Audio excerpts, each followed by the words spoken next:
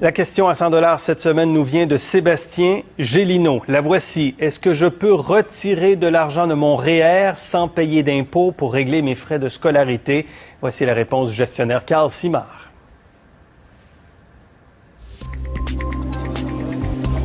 La réponse, M. Gélineau, c'est oui. Alors, vous pouvez retirer des fonds de votre régime enregistré d'épargne retraite pour financer vos études en vertu d'un programme qui s'appelle le régime d'encouragement à l'éducation permanente.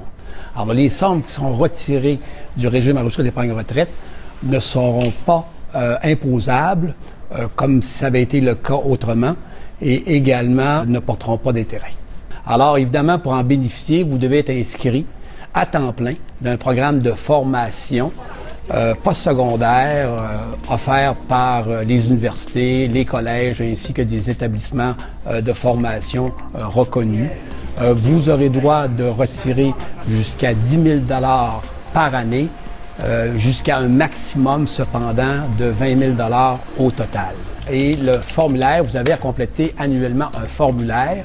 Et ce formulaire-là est disponible sur le site web de l'Agence de revenus du Canada, qui fournit également des informations très utiles pour approfondir, si vous désirez, votre compréhension de ce programme. Ce n'est pas très populaire, c'est beaucoup moins populaire que le régime d'accès à la propriété, qui a un peu les mêmes caractéristiques, parce que je crois que les gens préfèrent peut-être financièrement, étant donné que les taux d'intérêt sont relativement bas, emprunter de l'argent des institutions financières que, en quelque sorte, emprunter de leur propre rire. Alors, je crois que, compte tenu que les taux d'intérêt sont très bas, comme j'ai dit, ils préfèrent effectivement obtenir des rendements plus élevés sur leur régime enregistré d'épargne retraite que ça leur coûterait s'ils, effectivement, ils empruntaient de l'argent des institutions financières pour financer leur étude postsecondaire. Il faut, à mon avis, comparer le rendement qu'il obtient actuellement, le rendement typique qu'il obtient actuellement de son régime enregistré d'épargne études, et le comparer au taux d'intérêt qu'il paierait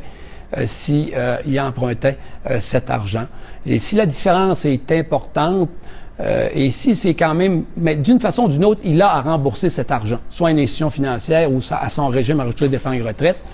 Alors, effectivement, c'est vraiment la différence entre le rendement et le taux d'intérêt payé qui est un facteur à considérer pour prendre une décision rationnelle.